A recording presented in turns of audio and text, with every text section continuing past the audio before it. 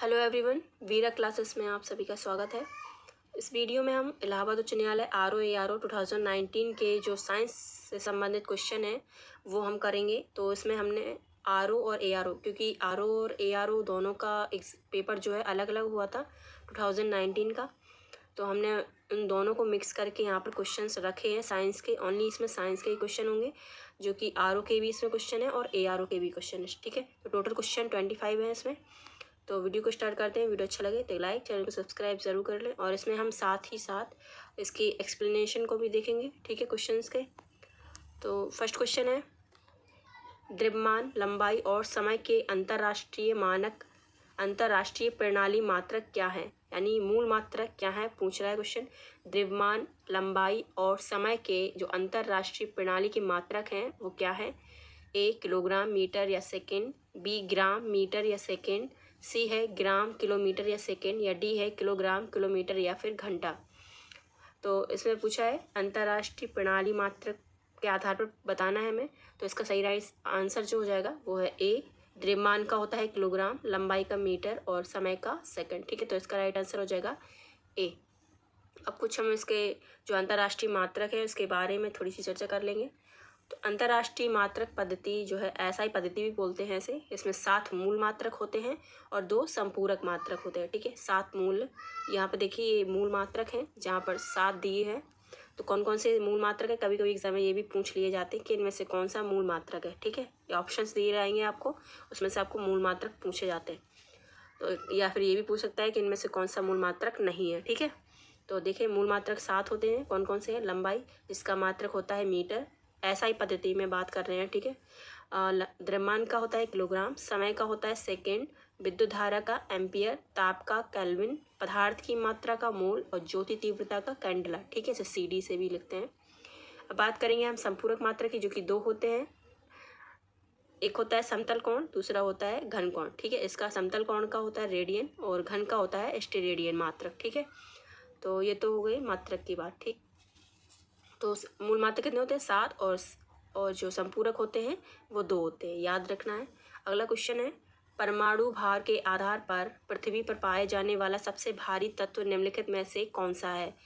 परमाणु भार के आधार पर पृथ्वी पर पाए जाने वाला सबसे भारी तत्व निम्नलिखित में से कौन सा है। A तांबा, B लोहा, C चांदी या D यूरेनियम। परमाणु भार के आधार पर पूछा है। ठीक है, याद रखना है, परमाणु भार के आधार पर पूछा है, पृथ्वी पर पाया जाना सबसे भारी तत्व, तो इसका राइट आंसर हो जाएगा D। ठीक है, यूरेनियम। इसका परमाणु भार के आधार पर पृथ्वी पर जो तत्व पाया जाता है वो है यूरेनियम। इसका थोड़ा एक्सप्लेनेशन देखेंगे।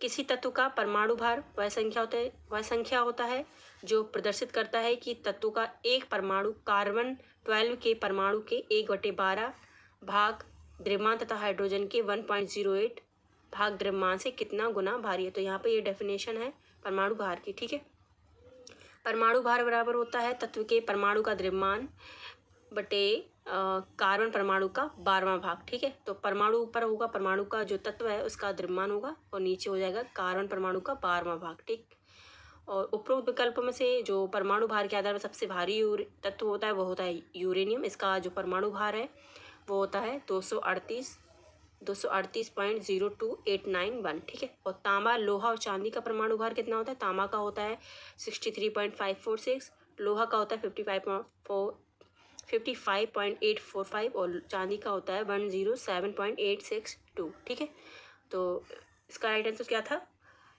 यूरेनियम।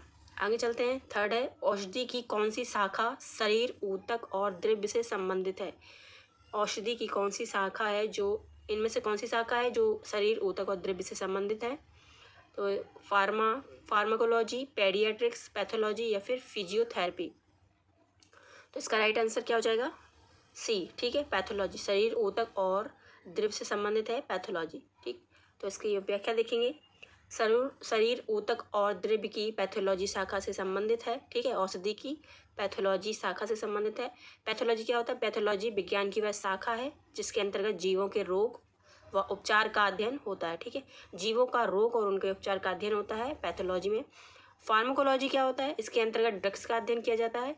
और पेडियाट्रिक्स में क्या किया जाता है, इसमें शिशु रोग व उनके उपचार का अध्ययन किया जाता है। और इसके बाद फिजियोथेरेपी में या इसे भौतिक चिकित्सा भी बोलते हैं। इसके अंतर्गत व्यायाम और इलेक्ट्रोथेरेपी के द्वारा मांसपेशियों को सक्रिय किया जाता है। ठीक है, ये हो गई फिजियोथेरेपी। इसमें व्यायाम और इलेक्ट्रोथेरेपी के द्वारा मांसपेशियों को सक्रिय किया जाता है। फार्माकोलॉजी में क्या किया जाता है? ड्रग्स का अध्ययन।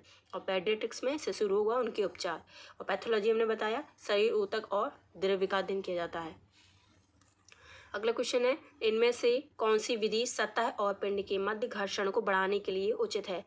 इनमें से कौन सी विधि है जो सतह और पिंड के मध्य घर्षण को बढ़ाने के लिए उचित होती है? जैसे ये सतह है, यहाँ पर कोई एक पिंड है, इनके बीच जो घर्षण होगा उसको बढ़ाने के लिए कौन सी विधि है जो उचित होती है घर्षण को बढ़ाने के लिए इन दोनों में? तो सतह का खुरदरापन बढ़ाना, रोलर का इस्तेमाल करना, बॉल बियरिंग का इस्तेमाल करना या स्नेहन के द्वारा।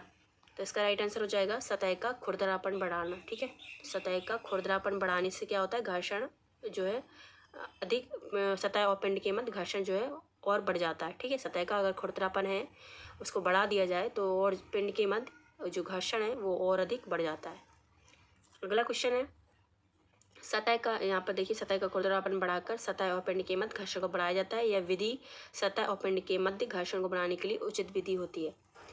5 क्वेश्चन है, सरौते की कार्यप्रणाली में निम्नलिखित में से किस प्रकार के उत्तोलक का इस्तेमाल किया जाता है? सरौते की कार्यप्रणाली में किस प्रकार के उत्तोलक का इस्तेमाल किया जाता है? श्रेणी 1 उत्तोलक, श्रेणी 2 उत्तोलक या श्रेणी 3 उत्तोलक या इनमें से कोई नहीं? तो इसका राइट आंसर क्या हो जाएगा? 5 का बी। ठीक है, तो सरौते की जो कार्यप्रणाली है उसमें श्रेणी 2 प्रकार के उत्तोलक का इस्तेमाल किया जाता है। एक्सप्लेनेशन में क्या है? उत्तोलक 3 प्रकार के होते हैं। ठीक है, प्रथम श्रेणी, द्वितीय श्रेणी और तृतीय श्रेणी। तो सरौते की जो कार्यप्रणाली है वो द्वितीय श्रेणी का उत्तोलक होता है। इस प्रकार के उत्तोलक में भार मध्य में होता है। ठीक है, भार जो होता है वो मध्य में होता है।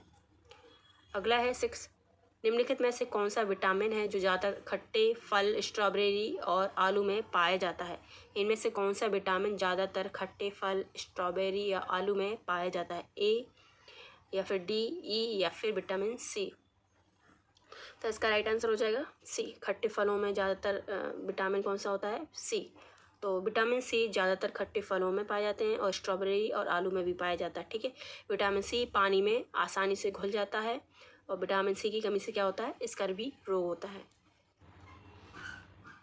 7 क्वेश्चन है, विलियन 1 और 1, 2 और 3 में लिटमस पेपर परीक्षा करने से क्रमशः निम्नलिखित परिणाम प्राप्त हुए हैं।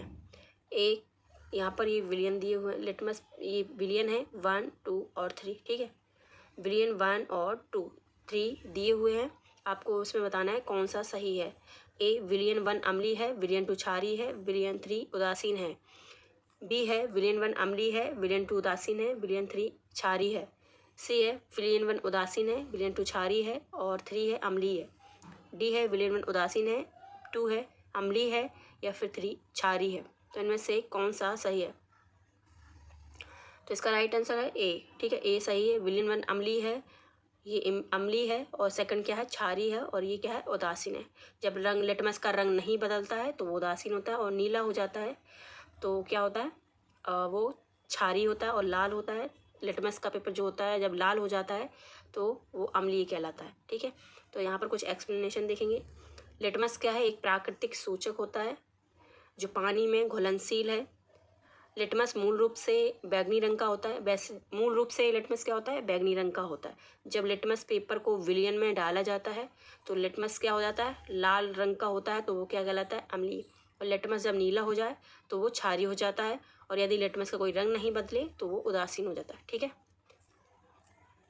8 है, उत्प्रेरकों के बारे में निम्नलिखित में से कौन सा कथन सत्य है? 1, यह अभिक्रिया की दर बढ़ा देते हैं। बी, ये अभिक्रिया के अंत में स्वयं को बदल लेते हैं। सी, प्रकाश को उत्प्रेरक नहीं माना जा सकता। 4 है, एंजाइम जैविक उत्प्रेरक होते हैं। तो यहाँ पे पूछा है उत्प्रेरक के बारे में हमें बताना था, तो इसमें से कौन सा सही है? ये क्वेश्चन को ध्यान से देखें, कौन सा सही है ये पूछा है। तो इसका राइट आंसर क्या हो जाएगा? यह अभिक्रिया की दर को बढ़ा देता है, ये सही है, और एंजाइम जैविक उत्प्रेरक होते हैं, ये भी सही है। तो इसका राइट आंसर हो जाएगा 8 का सी। ठीक है, तो फर्स्ट और फोर्थ दोनों सही है, तो सी इसका राइट आंसर हो जाएगा। अब हम बात करेंगे उत्प्रेरकों के बारे में। तो वह पदार्थ जिसकी उपस्थिति से अभिक्रिया का वेग बढ़ जाता है लेकिन स्वयं रासायनिक या संगठन की दृष्टि से अपरिवर्तित रहता है। उत्प्रेरक अभिक्रिया की दर को बढ़ा देते हैं एंजाइम चतुर्वर्ग के उत्प्रेरक होते हैं। ठीक है, एंजाइम क्या होते हैं? चतुर्वर्ग के उत्प्रेरक यानी जैविक उत्प्रेरक होते हैं। अगला क्वेश्चन है, निम्नलिखित में से कौन सा अकशेरुकी प्राणियों का उदाहरण है? मछली, कछुए और जोंक, सांप और गिरगिट या फिर मेढक। निम्नलिखित में से कौन सा अकशेरुकी प्राणियों का उदाहरण है? तो इसका राइट आंसर हो जाएगा बी, केचुए और जोंक जो है अकशेरुकी प्राणी हैं। तो अकशेरुकी प्राणी क्या होते हैं? वे जिनमें मेरुदंड नहीं होता है। और कशेरुकी प्राणी को छोड़कर अन्य सभी प्राणी अकशेरुकी प्राणी के अंतर्गत आते हैं। कीट, केकड़ा, जोंक, केचुआ, घोंगा और ऑक्टोपस, ये सभी क्या है? अकशेरुकी प्राणी। जिनमें मेरुदंड नहीं होता है वो अकशेरुकी कहलाते हैं। 10th है, मस्तिष्क का कौन सा भाग अलग अलग कार्यों के लिए जिम्मेदार होता है? जैसे हलचल, स्पर्श, दृष्टि, श्रवण और विचार। तो इसमें से कौन सा मस्तिष्क का भाग है जो अलग अलग कार्यों के लिए जिम्मेदार है? यहाँ पर कुछ कार्य दिए हुए हैं, इनमें से बताना ये कार्य मस्तिष्क के किस भाग में से किए जाते हैं। ए सेरिबेलम, बी ब्रेन स्टेम, सी है कॉर्टेक्स और डी है थैलेमस। तो इसका राइट आंसर हो जाएगा कॉर्टेक्स। ठीक है, तो जो हलचल, स्पर्श, दृष्टि, श्रवण और विचार के कार्यों के लिए जो जिम्मेदार होता है वो होता है कॉर्टेक्स। ठीक है, कॉर्टेक्स। सेरेब्रल कॉर्टेक्स मानव मस्तिष्क का सबसे बड़ा भाग होता है। यह हमारे शरीर के विभिन्न अंगों, हाथ, पैर, उंगलियों आदि की गति, स्मृति, दृश्य, श्रव आदि को नियंत्रित तथा भंडारित करता है। ठीक है, तो अगला क्वेश्चन है, यदि ट्रांसफार्मर के प्राथमिक कुंडलन में तार का घुमाव द्वितीय कुंडलन की तुलना में ज़्यादा है तो क्या होगा? प्राथमिक की तुलना में द्वितीयक पर आउटपुट वोल्टेज ज़्यादा होता है और इसके परिणामस्वरूप धारा बढ़ती है। सेकंड है, प्राथमिक की तुलना में द्वितीयक पर आउटपुट वोल्टेज ज़्यादा होता है और इसके परिणामस्वरूप धारा घटती है। सी है, प्राथमिक की तुलना में द्वितीयक पर आउटपुट वोल्टेज कम होता है और इसके परिणामस्वरूप धारा घटती है। और डी है, प्राथमिक की तुलना में द्वितीयक पर आउटपुट वोल्टेज कम होता है और इसके परिणामस्वरूप धारा बढ़ती है। तो इसका राइट आंसर क्या हो जाएगा? यदि ट्रांसफार्मर के प्राथमिक कुंडलन में तार का घुमाव द्वितीय कुंडलन की तुलना में ज़्यादा होता है तो क्या हो जाता है? प्राथमिक की तुलना में जो द्वितीयक पर आउटपुट है उसमें वोल्टेज कम होता है और इसके परिणाम स्वरूप धारा बढ़ती है। ठीक है, प्राथमिक की तुलना में द्वितीयक पर आउटपुट वोल्टेज जो है वो कम हो जाता है और इसके परिणाम क्या होता है? धारा बढ़ती है। तो डी इसका राइट आंसर है। देखते हैं क्या है एक्सप्लेनेशन। ट्रांसफर केवल एसी यानी प्रत्यावर्ती धारा के लिए कार्य करता है। ये आपको पता चल गया कि ट्रांसफार्मर जो है वो एसी के लिए कार्य करता है। यह एक ऐसा यंत्र है जो उच्च एसी वोल्टेज को निम्न एसी वोल्टेज व निम्न एसी वोल्टेज को उच्च एसी वोल्टेज में परिवर्तित करता है। ठीक है, ट्रांसफर का इसका कार्य क्या होता है? एसी जो उच्च एसी वोल्टेज होते हैं उनको निम्न एसी वोल्टेज में और जो निम्न एसी वोल्टेज होते हैं उनको उच्च एसी वोल्टेज में परिवर्तित करता है। यह विद्युत चुम्बकीय प्रेरण के सिद्धांत पर कार्य करता है। यदि ट्रांसफार्मर के प्राथमिक कुंडलन में तार का घुमाव द्वितीय कुंडलन की तुलना में ज़्यादा है तो प्राथमिक की तुलना में द्वितीयक पर आउटपुट वोल्टेज कम होता है और इसके परिणाम स्वरूप धारा बढ़ती है। ठीक है, तो ये तो हो गया एक्सप्लेनेशन। अगला क्वेश्चन है, जब मुक्त रूप से गिरता हुआ स्काई डाइवर उसके हाथ और पैर फैलाता है तो उसके गिरने की चाल पर तुरंत क्या प्रभाव पड़ेगा? जब मुक्त रूप से गिरता हुआ स्काई डाइवर उसके हाथ और पैर फैलाता है तो उसके गिरने की चाल पर तुरंत क्या प्रभाव पड़ेगा? ए, गुरुत्वाकर्षण बल की तुलना में कर्षण ज़्यादा होने के कारण उसकी चाल बढ़ जाएगी। कर्षण गुरुत्वाकर्षण बल के बराबर होने के कारण उसकी चाल घट जाएगी। कर्षण गुरुत्वाकर्षण बल के बराबर होने के कारण उसकी चाल बढ़ जाएगी। या फिर गुरुत्वाकर्षण बल की तुलना में कर्षण कम होने के कारण उसकी चाल बढ़ जाएगी। तो क्या होगा? तो इसका राइट आंसर हो जाएगा 12 का बी, कर्षण गुरुत्वाकर्षण बल के बराबर होने के कारण उसकी चाल क्या होगी? घट जाएगी। जब मुक्त रूप से ये गिरता हुआ स्काई डाइवर उसके हाथ और पैरों को फैलाता है तो कर्षण जो है तो गुरुत्वाकर्षण बल के बराबर होने के कारण उसकी चाल क्या होती है? घट जाती है। यहाँ पर देखिए वही बात है, जो मुक्त रूप से गिरता हुआ स्काई डाइवर उसके हाथ पैर फैलाता है तो कर्षण गुरुत्वाकर्षण बल के बराबर होने के कारण उसकी चाल घट जाएगी। अगला है, एलेक्स कहता है यदि चंद्रमा का द्रव्यमान उसके वर्तमान द्रव्यमान से दोगुना होता है तो पृथ्वी और चंद्रमा के मध्य का बल दोगुना होता है। ट्रेसी कहती है यदि चंद्रमा पृथ्वी से आधी दूरी पर होता है तो गुरुत्वाकर्षण बल 4 गुना होता है, तो इसमें से कौन सही है। यहाँ पर एलेक्स ने कहा है यदि चंद्रमा का द्रव्यमान उसके वर्तमान द्रव्यमान से दोगुना होता है। जैसे मान लो वर्तमान 1 है, वर्तमान में चंद्रमा का 1 द्रव्यमान है, एक मान के बात चलते हैं 1 है, तो उसको 2 कर दिया जाए तो पृथ्वी और चंद्रमा के मध्य का जो बल है वो दोगुना हो जाता है, ये कह रहा है। तो ऐसी कह रही है कि यदि चंद्रमा पृथ्वी से आधी दूरी पर होता है तो गुरुत्वाकर्षण बल 4 गुना होता है। ठीक है, यदि चंद्रमा पृथ्वी से आधी दूरी पर होता है तो गुरुत्वाकर्षण बल 4 गुना होता है। तो इनमें से कौन सा सही है, कौन सही बात कह रहा है, ये बताना है। इसमें से केवल एलेक्स सही है, केवल ट्रेसी सही है, या फिर दोनों सही है, या इनमें से दोनों गलत हैं। तो इसका राइट आंसर क्या हो जाएगा, दोनों सही है। ठीक है, यदि चंद्रमा का द्रव्यमान उसके वर्तमान द्रव्यमान से दोगुना होता है तो पृथ्वी और चंद्रमा के मध्य का जो बल है वो दोगुना हो जाएगा। और ट्रेसी कह रही है कि यदि चंद्रमा पृथ्वी से आधी दूरी पर है तो गुरुत्वाकर्षण बल 4 गुना होता है। तो ये भी बात सही है। ठीक है, अगला है अम्लीकरण और नाइट्रेट निच्छालन क्या है। अम्लीकरण और नाइट्रेट निच्छालन क्या है। ए, ऑक्सीजन में कमी जिससे मछलियों की संख्या और प्रजातियों की विविधता घटती है। बी है मृदा में रसायन के रिसाव की प्रक्रिया। सी है नाइट्रिक एसिड गैस उत्सर्जन के संदर्भ में हवा की गुणवत्ता पर स्पष्ट प्रभाव। डी है अकार्बनिक उर्वरक के निर्माण के लिए प्राकृतिक गैस का उपयोग। तो इसमें से कौन सा सही है, वीडियो को पॉज करें और अपना आंसर करें। तो अम्लीकरण और नाइट्रेट निच्छालन क्या है, मृदा में रसायन के रिसाव की एक प्रक्रिया है। ठीक है, मृदा में रसायन के रिसाव की एक प्रक्रिया है। अम्लीकरण और नाइट्रेट निच्छालन की क्रिया में मृदा में रसायन के रिसाव की एक प्रक्रिया होती है। अगला क्वेश्चन है घुन और केंचुए जैसे अन्य जीवों के अपशिष्टों या मृत शरीर को खाने वाले जीवों को क्या कहा जाता है। घुन और केंचुए जैसे अन्य जीवों के अपशिष्टों या मृत शरीर को खाने वाले जीवों को क्या कहा जाता है।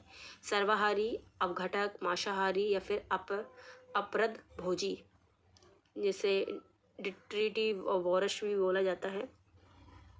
तो इसका राइट आंसर हो जाएगा डी। ठीक है, तो 15 का हो जाएगा डी बोला जाता है, जिसमें घुन और केंचुए जैसे अन्य जीवों के अपशिष्ट के साथ साथ मृत शरीर को खाने वाले जो जीव कहलाते हैं वो अपरद भोजी कहलाते हैं। तो अगला क्वेश्चन है 16 है पूरे शरीर में ऑक्सीजन ले जाने के लिए आपके स्वास्थ्य में एक महत्वपूर्ण भूमिका निभाते हैं। ए, आरबीसी यानी लाल रक्त कोशिकाएं, बी, डब्ल्यूबीसी यानी श्वेत रक्त कोशिकाएं, सी, प्लाज्मा या फिर डी, प्लेटलेट्स। तो हमारे पूरे शरीर में जो है ऑक्सीजन ले जाने के लिए कौन महत्वपूर्ण भूमिका निभाता है इनमें से। तो इसका राइट आंसर हो जाएगा ए। ठीक है, आरबीसी, लाल रक्त कोशिकाओं जो है पूरे शरीर में ऑक्सीजन ले जाने का कार्य करती हैं। तो आरबीसी जो है मानव यानी रेड ब्लड सेल्स मानव शरीर के रक्त की सबसे प्रमुख कोशिकाएं होती हैं। यह कोशिकाएं रीढ़धारी प्राणियों के श्वसन अंगों से ऑक्सीजन लेकर उसे शरीर के विभिन्न अंगों की कोशिकाओं तक पहुंचाने का कार्य करती है और कार्बन डाइऑक्साइड को शरीर से श्वसन अंगों तक ले जाने का कार्य करती है। ठीक है, इन कोशिकाओं में केंद्रक नहीं होते हैं, इनमें हीमोग्लोबिन नामक प्रोटीन पाया जाता है। आरबीसी का निर्माण अस्थि मज्जा में होता है, इसका जीवन काल 120 दिन होता है। ठीक है, आरबीसी का निर्माण अस्थि मज्जा यानी बोन मेरो में होता है और जो इसका जीवन काल है वो 120 दिन का होता है। ये एग्जाम में पूछा जाता है। 17 है गतिज ऊर्जा की मानक इकाई क्या है। एम्पियर घंटा, कूलम, जूल या फिर किलोवाट घंटा। गतिज ऊर्जा की मानक इकाई क्या है। तो इसका राइट आंसर हो जाएगा जूल। ठीक है, जूल इसका जो मानक इकाई है वो है जूल। किसी पिंड की वह अतिरिक्त ऊर्जा जो उसके रेखीय वेग अथवा कोणीय वेग या फिर दोनों के कारण होती है उसे गतिज ऊर्जा कहलाती है। ठीक है, गतिज ऊर्जा की मानक इकाई जूल या जूल प्रति किलोग्राम भी बोला जाता है इसे, जो कि है m²/s² यानी वर्ग मीटर अपॉन प्रति वर्ग सेकंड के तुल्य है यानी बराबर है। अगला क्वेश्चन है वायुमंडलीय दाब को मापने के लिए प्रयोग किए जाने वाले उपकरण का नाम बताइए। डेसिबल मीटर, बैरोमीटर, हर्ट्ज या एनीमोमीटर। वायुमंडलीय दाब को मापने के लिए प्रयोग किया जाने वाला उपकरण कौन सा है, बैरोमीटर। ठीक है, तो 18 का हो जाएगा बी। वायुमंडलीय दाब को मापने के लिए बैरोमीटर नामक उपकरण का प्रयोग किया जाता है। वायु दाब को मापने के लिए बैरोमीटर में पानी, हवा अथवा पारा का उपयोग किया जाता है। बैरोमीटर का आविष्कार किसने किया था, टॉर्सैली ने बैरोमीटर का आविष्कार किया था। न्यूक्लिक अम्ल की खोज सबसे पहले किसने की? न्यूक्लिक अम्ल की खोज सबसे पहले किसने की? ए फ्रेडरिक मिशर, एडवर्ड जेनर, सी है चार्ल्स डार्विन या फिर डी है अलेक्जेंडर फ्लेमिंग। तो इसका राइट आंसर क्या है? ए, ठीक है, फ्रेडरिक मिशर। न्यूक्लिक अम्ल की खोज फ्रेडरिक मिशर ने की है। तो इसका एक्सप्लेनेशन देखेंगे। न्यूक्लिक एसिड की खोज सबसे पहले 1868 में फ्रेडरिक मिशर ने की है। न्यूक्लिक एसिड जो है वो प्राणियों में हमेशा उपस्थित रहता है, क्योंकि यह सभी कोशिका और यहाँ तक कि विषाणुओं में भी होता है। यह दो प्रकार के होते हैं न्यूक्लिक एसिड, आरएनए और डीएनए, ठीक है। आरएनए और डीएनए दो प्रकार के न्यूक्लिक एसिड होते हैं। अगला है, अगर आपको वीडियो अच्छा लगे तो लाइक ज़रूर करें, चैनल को सब्सक्राइब भी कर लें। अगला क्वेश्चन है, लिंक्स का रेखीय नेटवर्क है जो उत्पादक जीव से शुरू होता है और शीर्ष परभक्षी प्रजातियों पर जाकर खत्म होता है। ए आहार जाल, बी खाद्य श्रृंखला, सी खाद्य पिरामिड या डी भोजन पर। इसमें से कौन सा एक लिंक्स है जो एक रेखीय नेटवर्क बनाता है जो उत्पादक जीव से शुरू होता है और शीर्ष परभक्षी प्रजातियों पर जाकर खत्म होता है? अगर आपने इकोलॉजी या इकोसिस्टम पढ़ा है तो आपको ये क्वेश्चंस बहुत आसानी से आप इसे कर लेंगे। तो इसका राइट आंसर हो जाएगा बी, ठीक है। तो एक खाद्य श्रृंखला होती है, एक रेखीय नेटवर्क होता है जिसमें से उत्पादक जीव से शुरू होता है और परभक्षी प्रजातियों पर जाकर ये खत्म होता है। यानी कि उत्पादक क्या होते हैं? हमारे जो घास के मैदान हुए, जो हमारे पेड़ पौधे हुए, वो क्या होते हैं? उत्पादक कहलाते हैं। तो देखते हैं क्या है। पारिस्थितिक तंत्र में उत्पादक से उच्च उपभोक्ता तक खाद्य पदार्थों या खाद्य ऊर्जा के स्थानांतरण के क्रमबद्ध प्रवाह को खाद्य श्रृंखला कहते हैं, ठीक है। जो उत्पादक से उच्च उपभोक्ता तक जो खाद्य पदार्थ या खाद्य ऊर्जा के स्थानांतरण में जो प्रवाह होता है उसे हम खाद्य श्रृंखला कहते हैं। अर्थात खाद्य श्रृंखला उत्पादकों से आरंभ होकर शाकाहारी जीव और मांसाहारी जीवों पर आधारित होते हैं, ठीक है। तो जो सबसे पहला होता है वो उत्पादक होता है, जैसे कि हमने बताया घास के मैदान, पेड़ पौधे, हरे पेड़ पौधे होते हैं, वो उत्पादक कहलाते हैं। फिर इसके बाद होता है शाकाहारी, फिर इसके बाद मांसाहारी, फिर सर्वोच्च मांसाहारी होते हैं जिन्हें परभक्षी भी कहा जाता है। तो यहाँ पर देखते हैं, ये एग्जाम्पल है, जैसे कि पहले घास का मैदान, तो ये हो गया उत्पादक, बकरी ये हो गया प्रथम उपभोक्ता, मनुष्य एक तरह का क्या हो गया, ये क्या हो गया, ये सर्वोच्च शाकाहारी, इस मांसाहारी होता है, क्योंकि मनुष्य सभी शाकाहारी भी होता है और मांसाहारी भी होता है, ठीक है। तो अब स्टार्ट करते हैं 21 क्वेश्चन। निम्नलिखित में से कौन पारिस्थितिक तंत्र का अजैविक घटक नहीं है? जीव, प्रकाश, मिट्टी या फिर जल। तो इसका राइट आंसर क्या हो जाएगा? ए, ठीक है। जीव जो है वो पारिस्थितिक तंत्र का अजैविक घटक नहीं है, बल्कि क्या है? जैविक घटक है, ठीक है। जैविक घटक है और ये सभी क्या है? अजैविक घटक है। प्रकाश, जल और मिट्टी अजैविक घटक हैं। अजैविक घटक क्या होते हैं? पारिस्थितिकी तंत्र का एक प्रमुख घटक है जिसमें पारिस्थितिकी तंत्र में उपस्थित सभी गैर जीवित चीज़ें शामिल होती हैं, जैसे कि सूर्य का प्रकाश, ऑक्सीजन, हाइड्रोजन, नाइट्रोजन, तापमान, पानी, मिट्टी, खनिज, वायु, आर्द्रता, अन्य गैसें आदि पारिस्थितिकी तंत्र के अजैविक घटक हैं। जैविक घटक पारिस्थितिकी तंत्र, जैविक घटक क्या होते हैं? जैविक घटक होते हैं पारिस्थितिकी तंत्र में सभी जीवों को संदर्भित करते हैं, चाहे वो पौधे हों, जानवर हो, पक्षी, कवक, बैक्टीरिया या फिर प्रोटोजोआ, ठीक है। 22 क्वेश्चन है, निम्नलिखित में से कौन सा अनवीकरणीय संसाधन है? जैव ईंधन को बायोमास, बायोगैस या फिर कोयला। तो इसका राइट आंसर क्या हो जाएगा? डी, कोयला, ठीक है। तो कोयला क्या है? एक अनवीकरणीय संसाधन है। अनवीकरणीय संसाधन वे संसाधन होते हैं जिनका भंडार सीमित होता है, जिनका भंडार क्या होता है? सीमित होता है। भंडार के एक बार समाप्त होने के बाद उनके नवीनीकृत या पुनः पूरित होने में हजारों वर्ष लग सकते हैं। तो कोयला, पेट्रोल और प्राकृतिक गैस ये सभी क्या है? अनवीकरणीय संसाधन है, ठीक है। 23 है, धरती की सबसे बाहरी परत कौन सी होती है? क्षोभमंडल, मंडल, एस्थेनोस्फीयर या फिर स्थलमंडल। धरती की सबसे बाहरी परत कौन सी होती है? तो इसका राइट आंसर हो जाएगा स्थलमंडल, ठीक है, डी। धरती की सबसे बाहरी परत कौन सी होती है? स्थलमंडल। तो पृथ्वी की संपूर्ण बाहरी परत जिस पर महाद्वीप और महासागर स्थित हैं उसको स्थलमंडल यानी लिथोस्फीयर कहते हैं। पृथ्वी के लगभग 29% भूभाग पर स्थलमंडल का विस्तार पाया जाता है। पृथ्वी पर इसमें भूपटल यानी क्रस्ट, भूप्रावर यानी मेंटल की सबसे ऊपरी परत शामिल है जो कई टुकड़ों में विभक्त है और इन टुकड़ों को प्लेट कहते हैं। अगला क्वेश्चन है, उस विषय का नाम बताइए जिसमें चट्टानों के अंतर्निहित गुणों का उपयोग कर चट्टानों, जीवाश्म और तलछट की आयु का निर्धारण किया जाता है। उस विषय का नाम बताइए जिसमें चट्टानों के अंतर्निहित गुणों का उपयोग कर जीवाश्म और तलछट की आयु का निर्धारण किया जाता है। भूकालुक्रमण यानी जियो क्रोनोलॉजी, बायो जियोकेमिस्ट्री, पेट्रोलॉजी या वॉल्केनोलॉजी, जिसमें चट्टानों के अंतर्निहित गुणों का उपयोग कर चट्टानों, जीवाश्म और उनकी तलछट की आयु का निर्धारण किया जाता है, उसे क्या बोला जाता है? जियो क्रोनोलॉजी, भूकालानुक्रमण। ठीक है, अगला क्वेश्चन है और ये लास्ट क्वेश्चन है। ट्यूबरक्लोसिस के उत्पादन कारक क्या हैं? बैक्टीरिया, वायरस, कवक या फिर परजीवी। तपेदिक के उत्पादन कारक क्या हैं? ट्यूबरक्लोसिस के उत्पादन कारक क्या हैं? किस वजह से होता है? तो इसका राइट आंसर हो जाएगा ए, बैक्टीरिया। ठीक है, तो बैक्टीरिया के द्वारा जो ट्यूबरक्लोसिस है वो होता है। तो ट्यूबरक्लोसिस, जिसमें क्षय रोग या टीबी भी कहा जाता है, बैक्टीरिया के कारण होने की एक संक्रामक बीमारी है।